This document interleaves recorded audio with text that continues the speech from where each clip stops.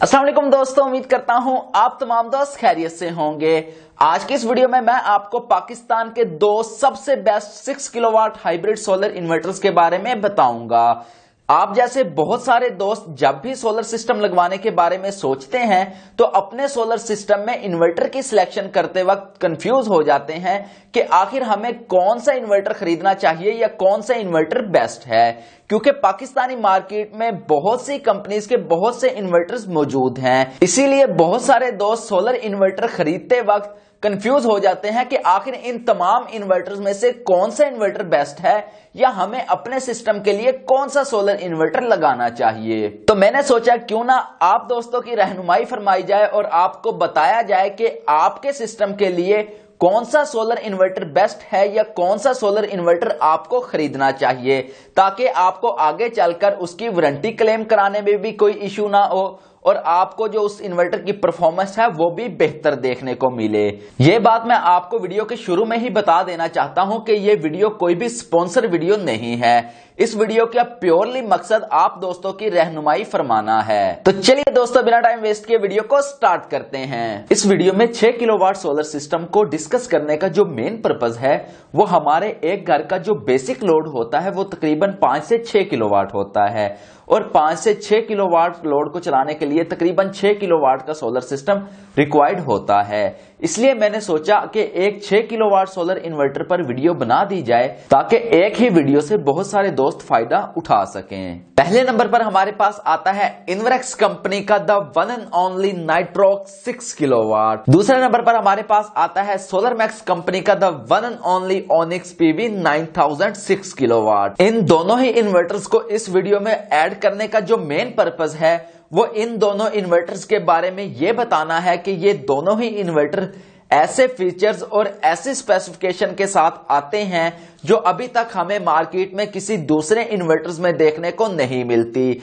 और ये कोई किताबी बातें नहीं है, बल्कि मैं पर्सनली इन दोनों ही इन्वर्टर्स को इस्तेमाल और इंस्टॉल कर चुका हूं। तो आज की इस वीडियो में मैं अपना पर्सनल रिव्यू भी शामिल करूंगा। दोनों इन्वर्टर्स के मॉडल नेम की बात कर ली जाए तो एक आता है इन्वरेक्स कंपनी की जानिब से नाइट्रोक्स 6 किलोवाट के नाम से और दूसरा आता है सोलर मैक्स कंपनी की जानिब से ओनिक्स पीवी 9000 के नाम से।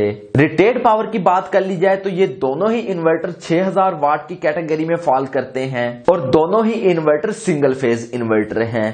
दोनों ही इन्वर्टर्स को आप हाइब्रिड भी इस्तेमाल कर सकते हैं, दोनों इन्वर्टर्स को आप ऑन ग्रिड भी इस्तेमाल कर सकते हैं और दोनों इन्वर्टर्स को आप ऑफ ग्रिड भी इस्तेमाल कर सकते हैं। बैटरी वोल्टेज की बात कर ली जाए तो ये दोनों ही इन्वर्टर्स 48 वोल्ट बैटरीज पर ऑपरेट होते हैं और आप दोनों ही इन्वर्टर्स को विदाउट बैटरी इस्तेमाल कर सकते हैं। दोनों इन्वर्टर्स की पीवी इनपुट की बात कर ली जाए तो नाइट्रोक्स पर आप 7800 वाट पीवी लगा सकते हैं और सोलर मैक्स कंपनी के ओनिक्स पे आप 9000 वाट तक पीवी लगा सकते हैं। दोनों ही inverter dual MPPT solar charge controller के साथ आते हैं, यानी कि आप दोनों ही इन्वर्टर्स पर अलग अलग वाट पावर के सोलर पैनल लगा सकते हैं।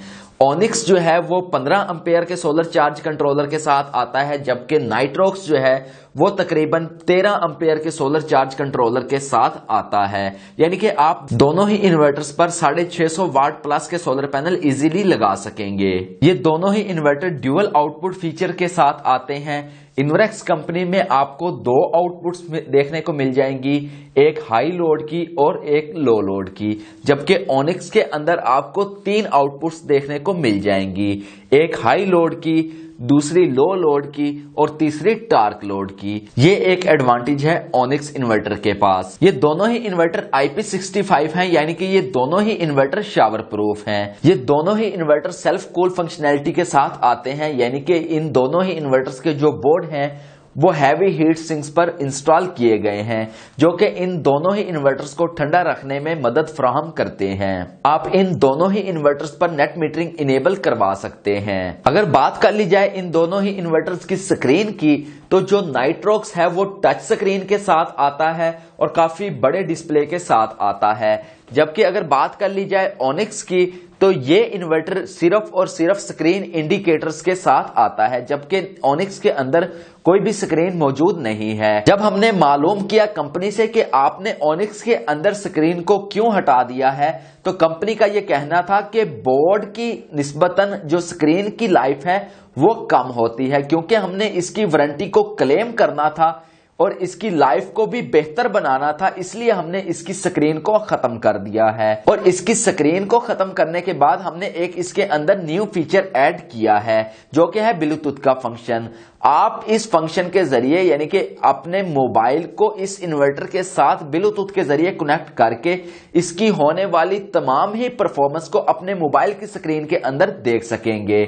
इसमें आपका वाईफाई लगा हो या ना लगा हो, इससे कोई फर्क नहीं पड़ता। आपको इन दोनों ही इन्वर्टर्स में बिल्ट इन वाईफाई किट देखने को मिल जाएगी, यानी कि आप इन इन्वर्टर्स को वाईफाई से कनेक्ट करके पूरी दुनिया में जहां चाहे वहां बैठकर इनकी मॉनिटरिंग कर सकते हैं।